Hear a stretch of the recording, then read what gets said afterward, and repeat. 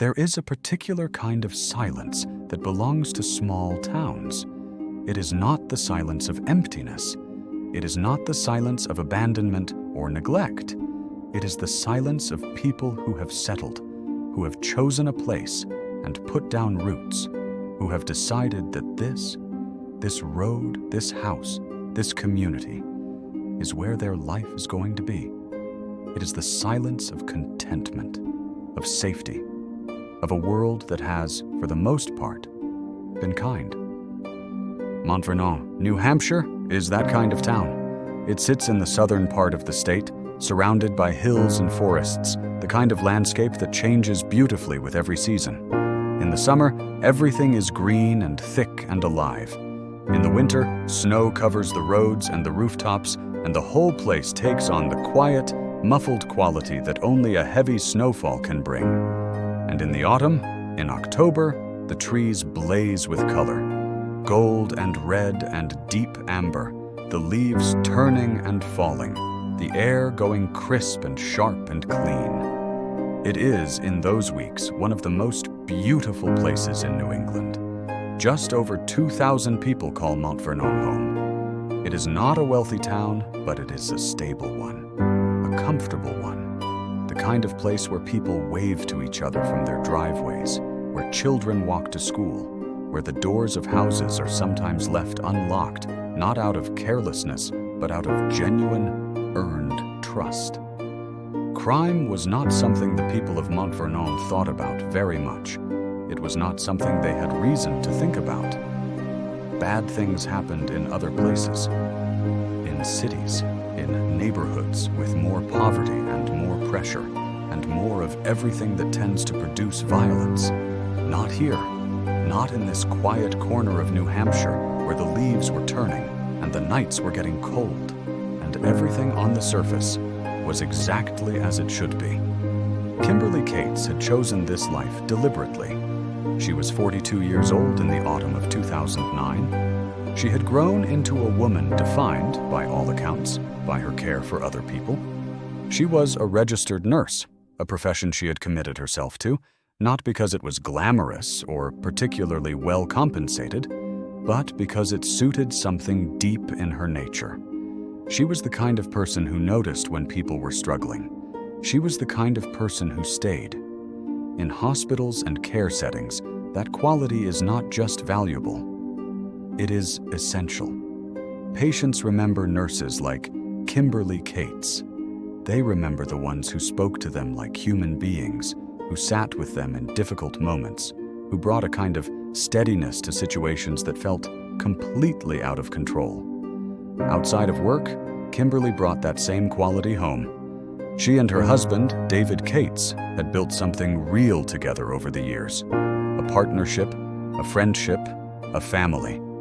David would later describe his wife as his best friend, and when he said it, it did not sound like a eulogy cliché. It sounded like a precise and honest statement of fact. They had chosen each other, and they had chosen this town, and they had chosen to raise their daughter, Jamie, in a place where the world felt manageable and good. Jamie was 11 years old in October of 2009. She was a child in the fullest sense of the word. Young enough to still be entirely under the protection of her parents. Young enough that the worst things in the world had not yet found their way to her door. She went to school. She came home. She had a mother who loved her and a father who loved her, and a house that was warm and safe. By every measure, Jamie Cates was a fortunate child. Not wealthy, but fortunate in the ways that matter most. On the evening of October 4th, 2009, David was away from home. He was on a business trip, the kind of routine, necessary absence that working parents navigate all the time. He had left knowing that Kimberly and Jamie would be fine. He had no reason to think otherwise. He had never had a reason to think otherwise. Kimberly and Jamie spent that Sunday evening at home. We do not know exactly how they passed the hours, what they watched on television, what they ate for dinner, what they talked about. We only know that it was ordinary. It was a regular Sunday night in a regular house in a small, safe New Hampshire town. And at some point, when the evening wound down and the hour grew late, they went to bed. Jamie fell asleep. Kimberly settled in beside her daughter in the same room. The lights went off. The house went quiet. Outside, the October night was cold and still, and somewhere in that darkness, 5 young men were already moving. Their names, when they were eventually made public, meant nothing to most people. They were not known figures. They were not people with histories of serious violence that had put them on anyone's radar in a significant way. They were, to all outward appearances, ordinary young men from an ordinary part of New Hampshire. Stephen Spader was 17 years old. Christopher Gribble was 19. William Marks, Quinn Glover, and a 5th member of the group ranged in age from 17 to 20. Some of them had gone to school together. Some of them had grown up in the same neighborhoods. They knew each other. They spent time together. They were, in the language of youth, friends. But something had been growing inside this group, or more precisely inside the minds of 2 of its members, that had nothing ordinary about it at all. Stephen Spader and Christopher Gribble had been talking about killing, not in the way that teenagers sometimes say dark or reckless things without meaning them, not as a figure of speech, not as a fantasy they expected to remain purely theoretical. They had been talking about it seriously. According to investigators and the evidence that would later be laid out in detail in court proceedings, Spader and Gribble had discussed, on multiple occasions, and with what appeared to be genuine intent, what it would be like to take a human life. They were curious. They were drawn to the idea not out of hatred for any particular person, not out of political or ideological conviction, not out of personal grievance or desperate circumstances, but out of a desire for experience. They wanted to know what killing felt like. They wanted to do it and find out. It is the kind of motive that is very hard for most people to process, because most people's minds work very differently. Most people, even when they feel rage or pain or desperation, have internal barriers, empathy, fear, moral instinct, that prevent them from crossing into actual violence. The idea of ending a human life is not something most people entertain seriously, because most people have an intuitive sense of the weight of that act, of what it means to take something irreplaceable from the world. Spader and Gribble apparently lacked that sense, or had suppressed it so thoroughly that it no longer functioned as a barrier. For them, the question was not whether to kill, but how and when. The others in the group were drawn into the plan to varying degrees. Whether all 5 fully understood what was being proposed, whether all 5 believed it would actually happen, whether any of them tried to stop it. These are questions that the investigation and the trials would later explore in detail. What is clear is that on the night of October 4th, 2009, all 5 of them got into a vehicle together and drove into Mount Vernon. They were looking for a house. Any house. That is the detail that never stops being disturbing, no matter how many times you encounter it. They were not looking for a specific person. They had no target, no name, no face in mind. They drove through those quiet roads in the dark, past the sleeping houses of 2,000 people who had no idea a threat was moving among them, and they looked for a place to stop. They stopped at Kimberly's house. The reasons, if there were reasons beyond pure chance, are not entirely clear. Perhaps the house appeared isolated enough. Perhaps the darkness around it seemed deep enough. Perhaps it was simply the one they happened to be in front of when they decided to stop. We do not know. What we know is that Kimberly Cates did not invite this.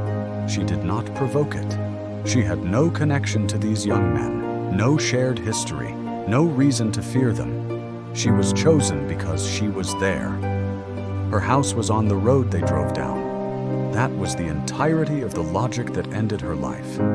They approached the house in the deepest hours of the night. In New Hampshire in October, those hours are cold and completely dark. The kind of dark that settles over rural places, far from city lights, where the sky above is full of stars. but the ground below is nearly invisible. They approached the door. They entered the house. By whatever means they used, they got inside. They moved through the rooms, past the furniture and the photographs and the ordinary objects of a family's life, toward the bedroom at the back of the house. Kimberly and Jamie were there. Jamie was asleep. What Kimberly heard or sensed in the moments before the attack began, we cannot know. Perhaps she heard nothing until it was too late. Perhaps she stirred and opened her eyes to find strangers in her room and had only a fraction of a second to understand what was happening before the first blow came. Perhaps she called out. Perhaps she tried to shield her daughter. We do not know the details of those final seconds, and in some ways it is better that we do not. What we know is that she had no real chance. The attack was sudden, and it was overwhelming, and it was carried out with a weapon that was designed to do exactly the kind of damage it did. Christopher Gribble and Stephen Spader attacked Kimberly Cates with a machete. They struck her repeatedly. The violence was not quick or clean. It was sustained and ferocious, the kind of attack that requires a complete suspension of the instinct toward mercy that most human beings carry inside them. Kimberly Cates was killed in her own bedroom, in her own home, in the town she had chosen for its safety, beside the daughter she had gone to sleep next to that night. She was 42 years old. She was a nurse. She was someone's wife, and someone's mother, and someone's friend. And in the early hours of October 5th, 2009, she was gone. Jamie was still there. The attackers turned their attention to the 11-year-old child who was in the same room. Jamie was attacked. She was stabbed and cut, her small body sustaining injuries that, by any reasonable medical assessment, should have killed her. The attackers believed when they left that they had finished what they came to do. They walked back out of that house, back into the cold October night, and they left. The house was quiet again, but Jamie Cates was alive. What happened next is a testament to something in the human spirit that resists explanation. Jamie was 11 years old. She had just witnessed her mother being murdered. She had been attacked herself and was bleeding seriously. She was alone in a dark house in the middle of the night, and she was in shock in the way that only a child who has been through something completely beyond the range of normal human experience can be in shock. Every physical and psychological signal her body was sending her must have been screaming at her to shut down, to stop, to surrender to the darkness. She did not. Jamie Cates found a phone. She called 911. She spoke to the operator and told them what had happened and where she was. She stayed on the line. And when police and paramedics arrived at that house, in the cold, dark hours before dawn, they found her. Barely alive, but alive. The emergency responders who entered that house that morning encountered a scene of devastating violence. They found Kimberly Cates, who could not be saved, and they found Jamie, who could. She was taken immediately to the hospital where doctors worked to stabilize her, to address the injuries she had sustained, to keep her in the world. It was, by the accounts of those who treated her, an extremely close thing. The injuries were severe. The blood loss was serious. She was a child, and she had been through something that would have broken most adults completely. But Jamie survived. She pulled through. And in doing so, she gave investigators something that would prove to be critically important. She was a witness. News of the attack spread through Montvernon the way terrible news always spreads through small towns, quickly and with a kind of collective disbelief that sits differently than shock in larger, more anonymous places. In a town of 2,000 people, Kimberly Cates was not an abstraction. She was a neighbor. She was someone people had seen at the grocery store and passed on the road and perhaps spoken to at community events. Her death was not a statistic. It was personal, in the way that loss in a small community always is. The sense of safety that Montvernon had carried for so long, that particular earned, deeply held sense of safety that belongs to places where nothing bad ever happens, was gone, just like that. Overnight, David Cates received the news while he was still away. The phone call that every parent and every spouse dreads, the one that comes in the night or the early morning, the one where the voice on the other end is telling you something your mind refuses to accept, found him hundreds of miles from home. He got back to New Hampshire as quickly as he could. He came back to a daughter in a hospital bed and a wife who was gone, and a home that was surrounded by police tape and could not be entered. He came back to a life that had been destroyed in a single night by people he had never heard of, for reasons that would, when they were finally explained, make everything worse rather than better. He would speak about Kimberly in the days and weeks that followed. He would describe her with the kind of simple, direct love that does not need embellishment. She was his best friend. She was a wonderful mother. She was a caring, dedicated person who had spent her professional life looking after other people and her personal life, pouring herself into her family. She had been cheated out of everything that was still ahead of her. The years she should have had, the milestones she should have witnessed, the ordinary daily accumulation of a life well lived. All of it had been taken from her in an instant, in her own bedroom, by strangers who had chosen her house at random. The investigation was thorough, and it moved fast. Law enforcement in New Hampshire brought the full weight of their resources to bear on the case, and the evidence, physical, forensic, digital, led them to the 5 young men within days. The arrests came one by one. Stephen Spader, Christopher Gribble, William Marks, Quinn Glover, the 5th member of the group. All 5 were taken into custody. All 5 were charged in connection with the home invasion and the crimes committed inside that house on Pulpit Road. As investigators built their case, the picture that emerged was one that the public found almost impossible to absorb. Because the question everyone asks in the wake of a violent crime, why, is supposed to have an answer. It is supposed to lead somewhere. Jealousy, greed, addiction, revenge, mental illness. These are the explanations that, however terrible, give a shape to violence, a logic that can be understood even if it cannot be accepted. They make it possible for people to say, this happened because of this. This was not random. This will not happen to me because I am not connected to any of these circumstances. But the motive in the Kimberly Cates case offered none of that comfort. There was no jealousy. There was no greed. There was no prior relationship between the killers and their victim. There was no ideological dimension, no grudge, no desperation. There was only this. 2 young men had wanted to experience killing, and they had gone out and done it. That was the whole story. That was all of it. The legal proceedings that followed the arrests took place over several months and drew significant attention both in New Hampshire and nationally. The state pursued first-degree murder charges against Spader and Gribble, the 2 primary actors in the crime. For the others, the charges reflected their varying degrees of participation. Serious charges, but not at the same level as those faced by the 2 who had planned and executed the attack. The trials were difficult to sit through. Witnesses described what had been found at the scene.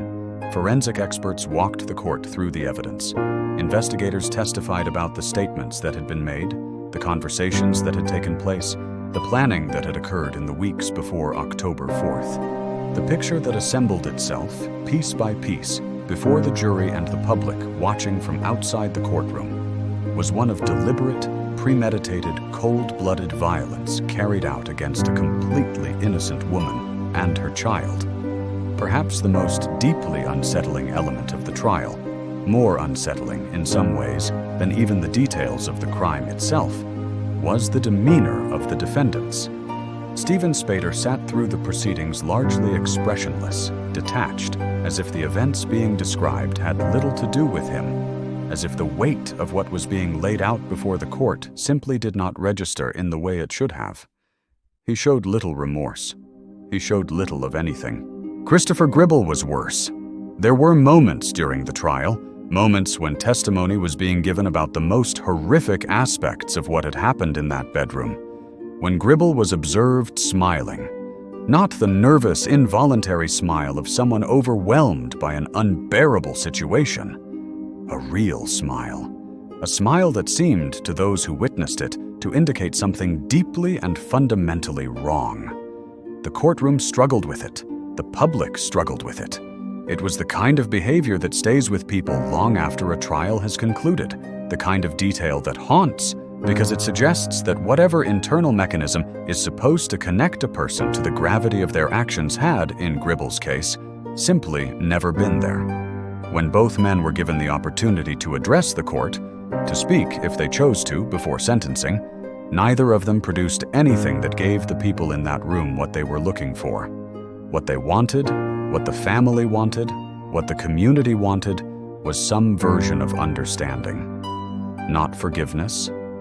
Nobody was asking for that. Just understanding. Some explanation that went deeper than the surface, that helped make sense of how two people who had grown up in ordinary circumstances in an ordinary part of New Hampshire had arrived at the decision to drive through a sleeping town with a machete and kill a woman they had never met.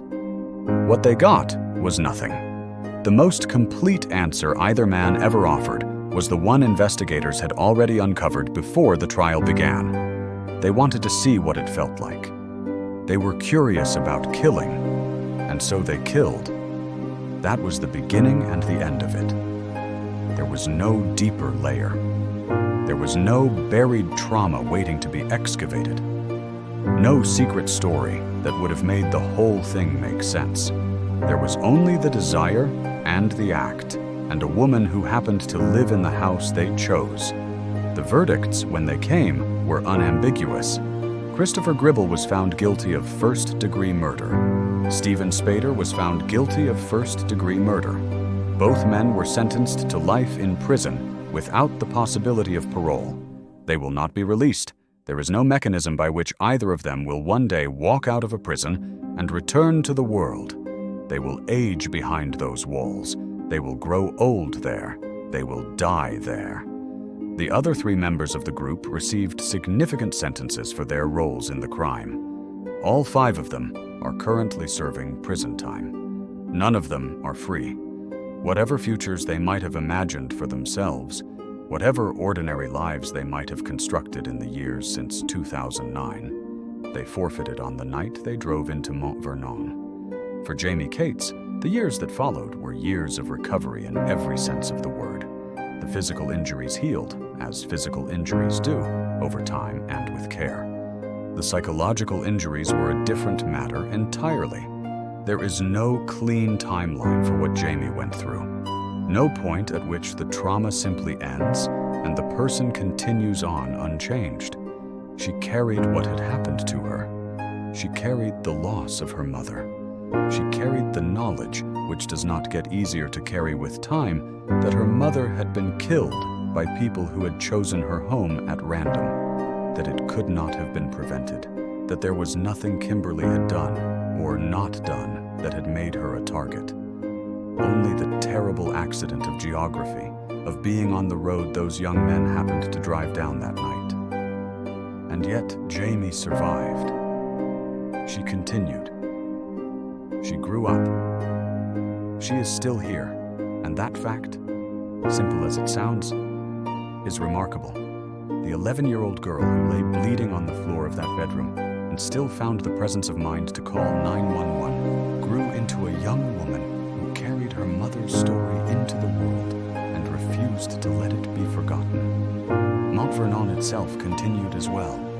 Towns do not stop when violence touches them, even when it feels like they should. The days kept coming. The seasons kept changing. The leaves turned again the following autumn, and the one after that, and the one after that. Life in the community gradually returned to something that looked, from the outside, like what it had been before.